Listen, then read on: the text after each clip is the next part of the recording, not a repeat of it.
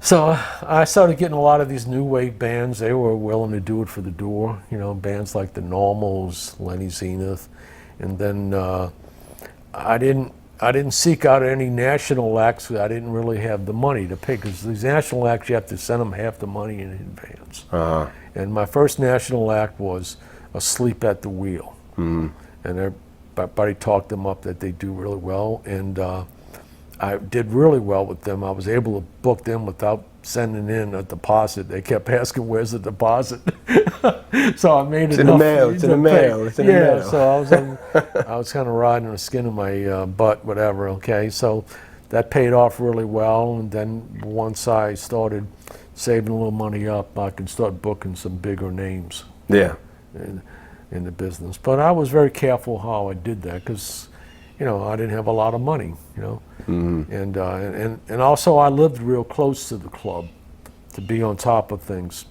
When I first opened, I had an apartment that was about 3 doors down, and I would use that for a dressing room for some of the big bands, you know, like the Neville Brothers, the Sheiks, and everything. And sure. Another national act I had was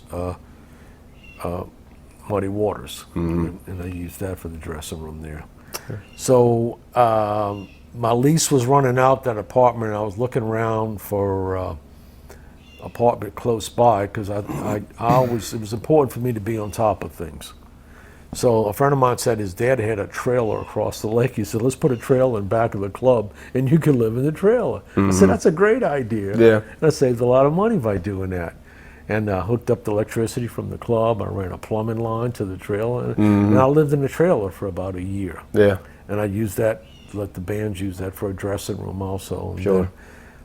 But it wasn't legal to have a trailer in New Orleans in the back of a club. Right, by any means necessary, though. So right? code enforcement came by and they said, "You got to move it." They gave me $30 days to move it.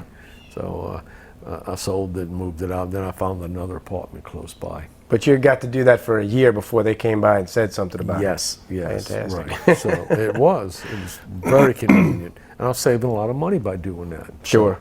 So, then there was a lot of competition I had to compete with, and I managed to do pretty good, you know, because I was very wise with my money, how I handled things. Yeah. You know, a lot of these national acts, if I didn't, I would negotiate to make sure it was reasonable that I can afford to do them, you know, because they'd always ask for this much and it would come down to this. Gotcha. So, and then whenever I had any leverage, I would use that. At one time, Tipitina's had closed. This is back, I think, maybe in the 84, 85, you know what I mean? So I was like the only major music club around the city.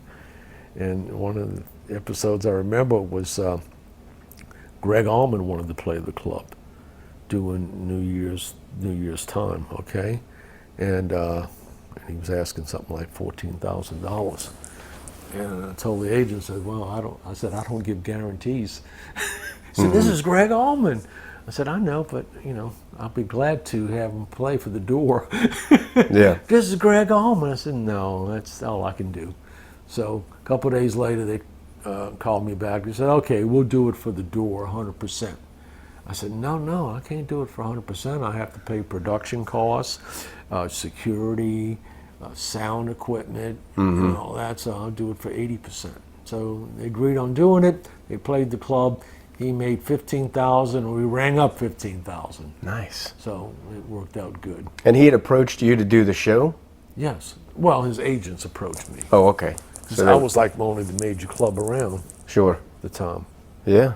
Wow.